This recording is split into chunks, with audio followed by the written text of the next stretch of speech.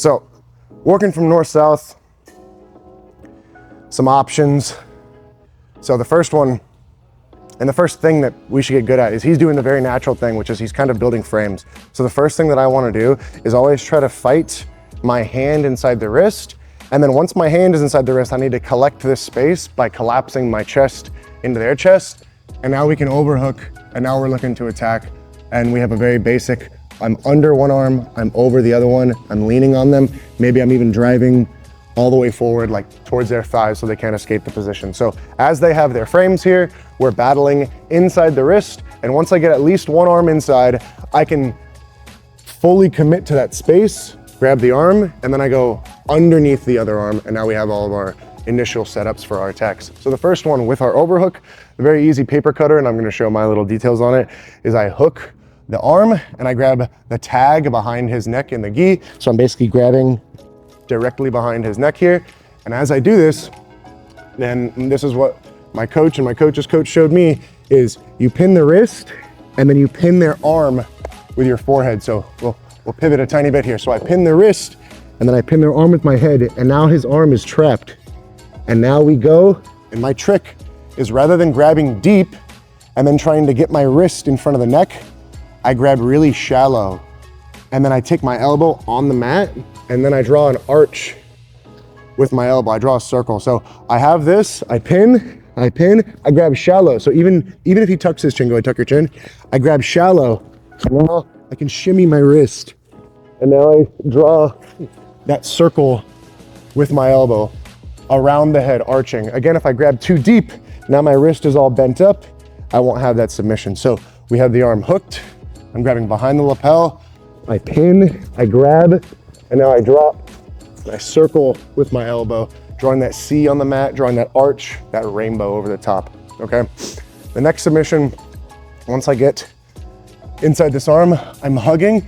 There's two ways to do this. You can keep the hug, drive into your partner, step up, and now you can either post on the chin or post on their wrist, and then throw a leg over the face, and we have a shotgun arm bar.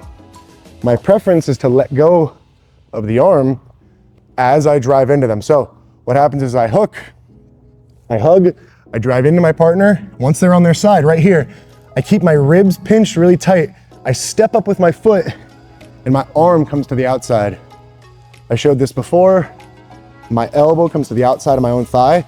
There's my pinch. Now I post on the face and the jaw and the hand so he can't step up. I sit back slowly because this is a quick arm bar. I throw my leg over the face, pinch the knees. There's an armpit or a shotgun arm bar. Very, very strong.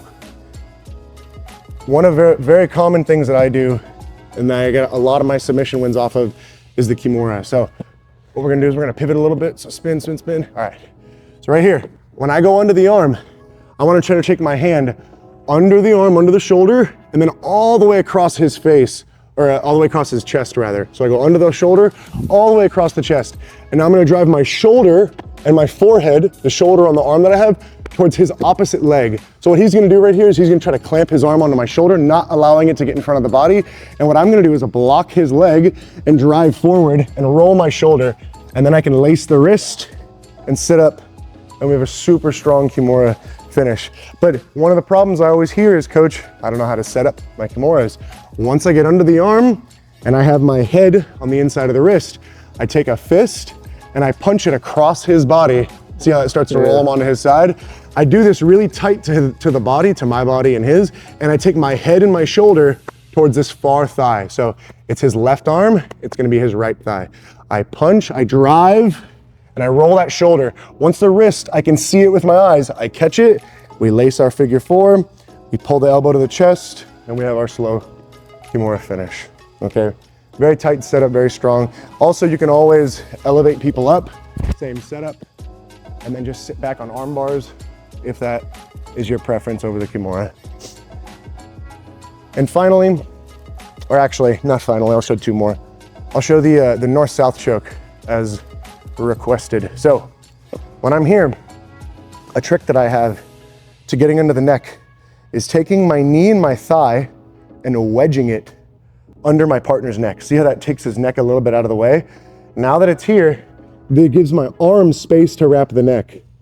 And the second I'm ready, when my leg drops back, my arm will replace that space and I have the neck. I'm holding his wrist. I'll show it from another angle afterwards. And my goal here is to keep my shoulder pinned to his chest. And now I'm gonna sag down his body like a slug. And then I'm gonna sag into the neck. And you get the tap, okay? I didn't even connect my hands. I don't need to. All I need to do is make sure that he's pinned and I have good sagging pressure. My shoulder puts pressure on his chest, and then I basically just sag my body down, and then I sag it into their neck, okay? So we'll show this from this side now. We'll switch over. Now bring your head towards me. Yeah. So I have my knee under the neck. I throw my arm over the neck. As my knee extends backwards, I replace it with my arm. I'm pinning his wrist initially. My shoulder touches the chest, and now I sag straight down until I'm low and my chest touches the mat. I'm palm up on the mat, and now I sag into my partner's neck, and it makes the choke happen very quickly. And you can always lace this, sag, get low, and then once your chest and your head are touching the mat or his shoulder, you can then connect your hands and squeeze for the finish. But if you do it properly, you don't need to, okay? And then last, just because I hit this all the time, the scorpion lock, very common. I go for this position, the initial one we talked about, overhook, one underhook, and I'll feel people's hand and their thumb up here by my shoulder. Maybe they're flexing their arm. It's like a tell sign it's ready for me to go for the scorpion lock. So I'm here going for this and I feel that hand. I'm gonna come off the overhook and I'm gonna bite on his wrist.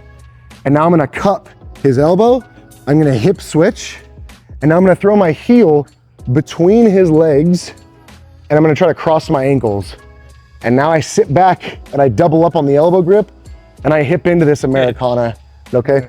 Americana, otherwise known as the scorpion lock from YouTube black belts that I learned it from a long time ago. So I have the overhook. I'm here and I feel that his arm is like flexing upwards. Like maybe he's trying to hold me up with it. He's trying to make it so I can't move. That's a tell sign for me to go. I retract my elbow until it snatches the wrist. I hip switch forward and then I throw my heel between his legs and I cross my ankles under the leg. And now I just connect my hands under his elbow and I drive my hips forward and you have that Americana pressure in the shoulder. If you guys have any technique or video requests, put them in the comments. Thanks for watching. Until next time, let's get it.